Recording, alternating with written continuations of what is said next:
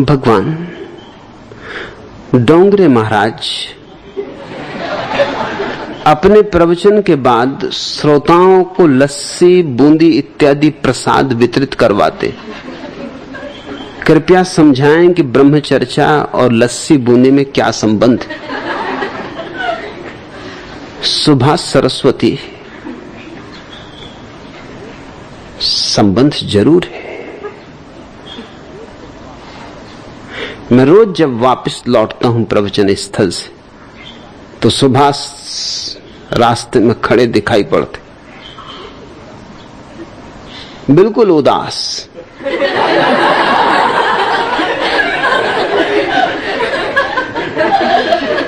तभी मैं सोचता हूं कि लस्सी बूंदी की जरूरत है।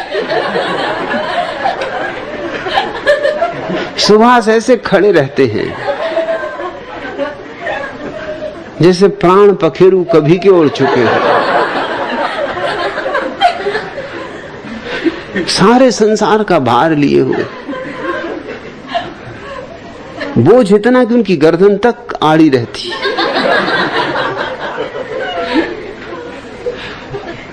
तब मैं भी सोचने लगता हूं कि प्रवचन के बाद लस्सी और बूंदी बंटनी चाहिए।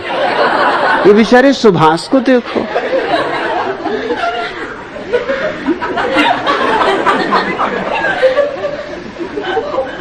प्रसाद का तो बड़ा मूल्य है। मेरे गांव में एक कबीरपंथी महंत थे, साहबदास जी। महामूढ़ थे। मतलब ये कि डोंगरे महाराज वगैरह कुछ भी नहीं उनके सामने।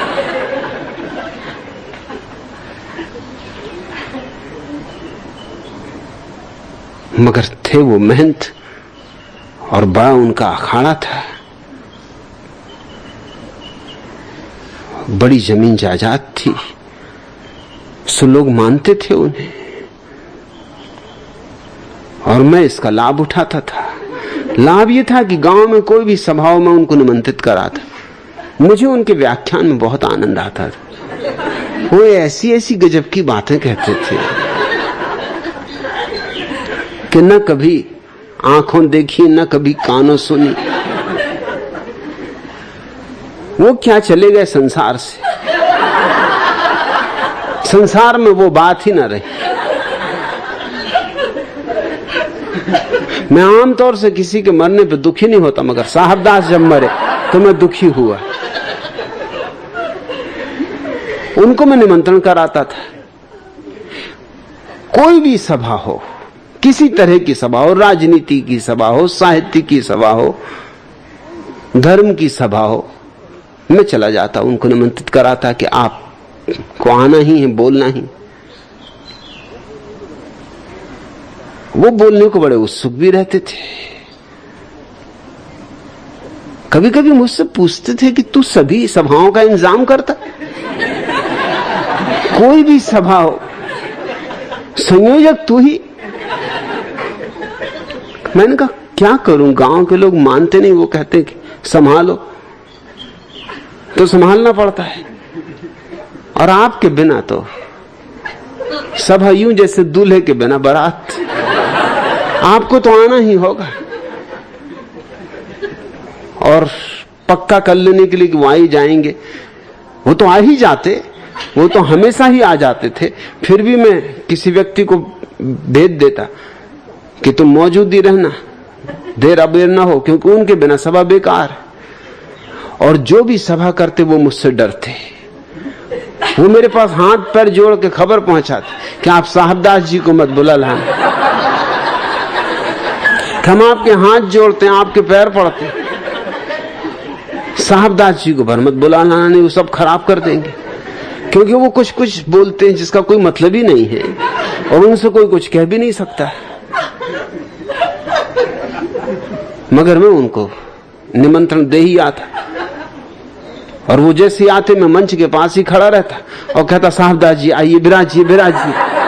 तो उनको भी भरोसा रहता कि मैं संयोजक हूं, और उनके डर के मारे, क्योंकि उनके थे तो वो महंत बड़े, कोई ये भी नहीं कह सकता था भाई तुम कौन हो, तुम क्यों उनको बिठाते हो मंच पर, जब हमने इनको बुलाया ही नहीं।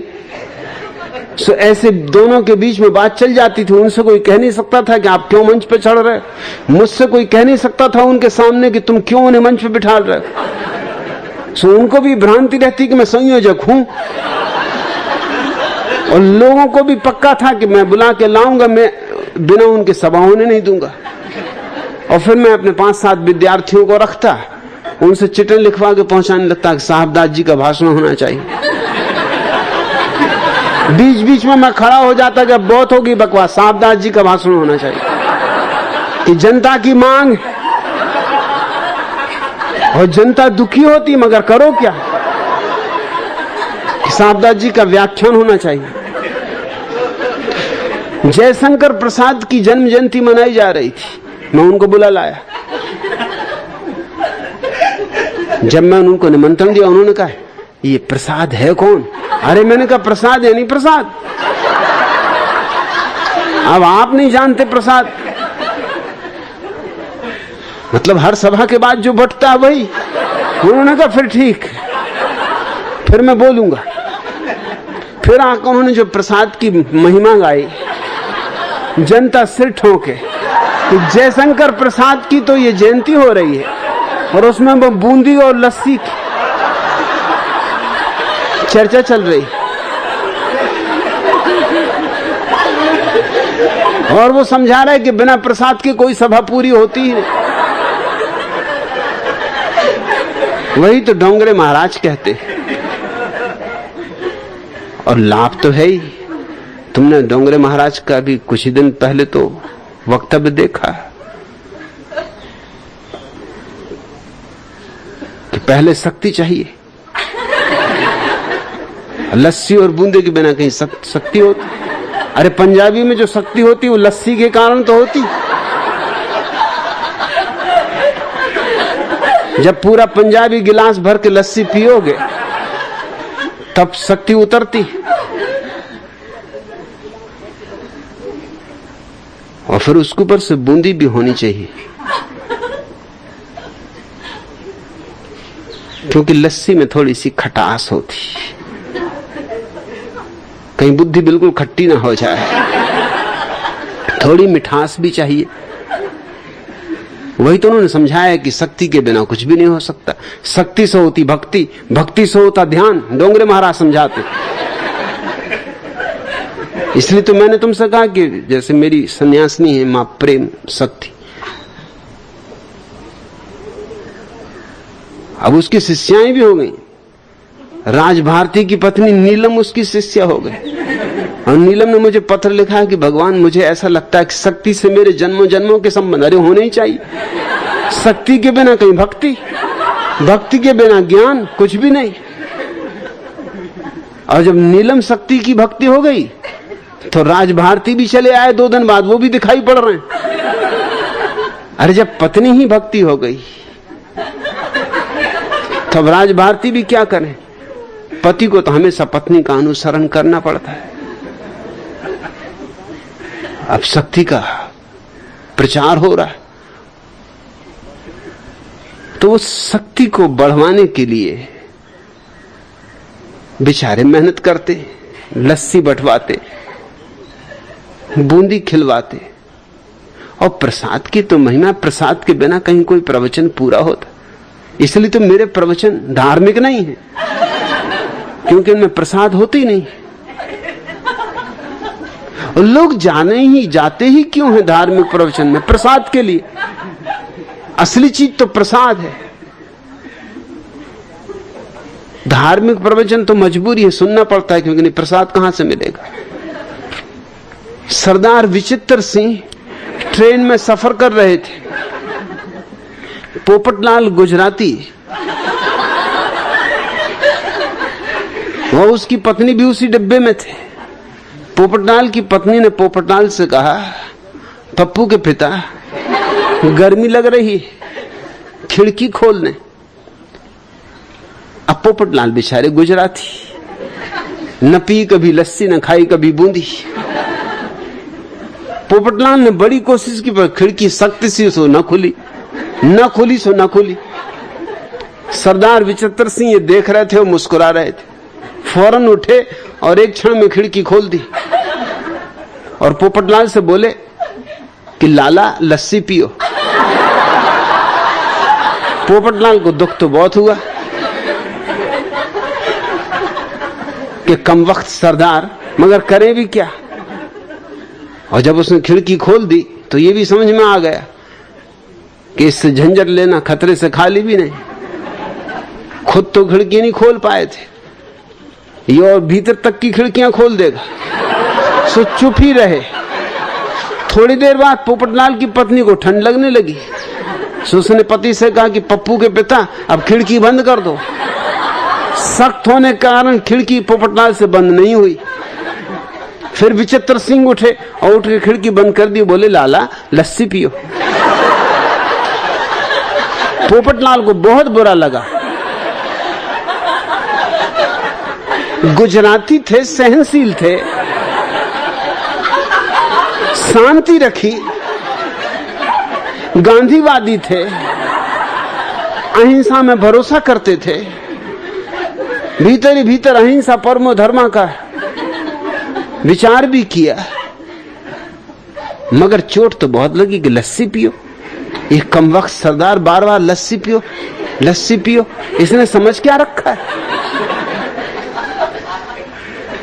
और फिर पत्नी के सामने ही बेइज्जती हो रही। एकांत भी होता, पत्नी ना होती तो भी ठीक था। पत्नी पे भी विचित्र सिंह का असर पड़ रहा है।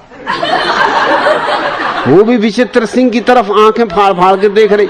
अरे मर्द बच्चा मालूम होता है। पोपटलाल वैसे ही छोटे और छोटे हुए जा रहे। पोपटलाल को बहुत बुरा लगा, बदला लेने का इरादा किया। रास्ता ढूंढने लगे, कोई अहिंसावादी कोई रास्ता होना चाहिए जिसमें झगड़ा झांसा भी ना हो, क्योंकि आदमी खतरनाक है और वहां कोई और है भी नहीं। पत्नी है, पोपटलाल है और विचित्र सिंह। पिटेंगे भी और पत्नी भी हाथ से जाएगी, क्योंकि पत्नी इतने गौर से देख रही विचित्र सिंह को। वो जंजीर खींचने का झूठ मूठ बहाना करने लगा। पोपटलाल ने तरकीब निकाली, गांधीवादी तरकीब, झूठ मूठ जंजीर खींचने का बहाना करने लगा। पोपटलाल से जंजीर न खींचते देखकर विचित्र सिंह ने आओ देखा ना ताओ, थे तो सरदार ही, आ गए चक्कर में, सटाक से जंजीर खींच दी। और पोपटलाल से बोले लाला मैंने कहा ना कि लस्सी पियो। झटके के साथ ट्रेन रुक गई। गार्ड आया, बिना किसी कारण जंजीर खींचने के कारण विचित्र सिंह को 500 रुपए का जुर्माना भरना पड़ा। पोपटलाल प्रसन्न कि क्या मारा, चारों खाने चित्त कर दिया, इशारे से चित्त कर दिया। ना हल्दी लगी ना फिटकरी, रंग चोखा हो गया। सीना फुला के गौर से पत्नी की तरफ देख के मुस्कुरा रहे कि देखा पप्पू की मां क्या लस्सी पिलाई सरदार को। अब बोलने की बारी स्वभावता पोपटलाल की थी। बोले सरदार जी लस्सी के साथ थोड़ी थोड़ी बूंदी भी खाया करो, क्योंकि बूंदी में मिठास होती।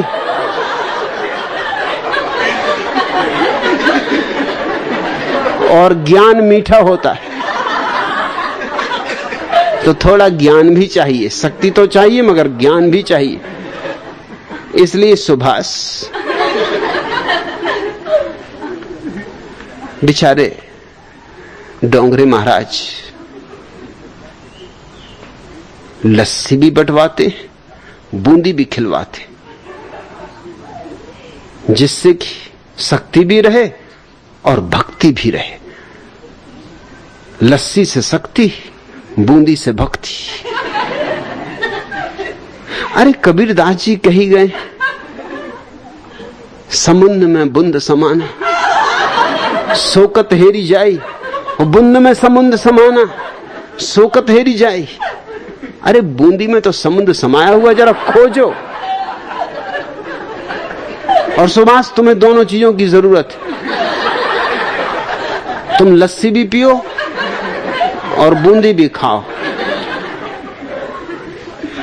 लस्सी से थोड़ा सरदारीपन तुम में आएगा, वो जो तुम गर्दन तिरछी करके खड़े रहते वो सीधी हो जाएगी।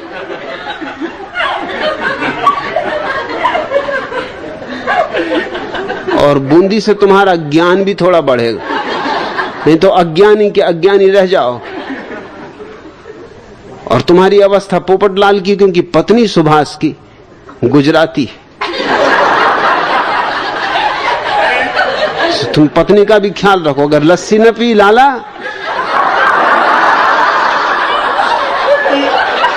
तो हमारे कोई संत महाराज तुम्हारी पत्नी को ले भागेंगे।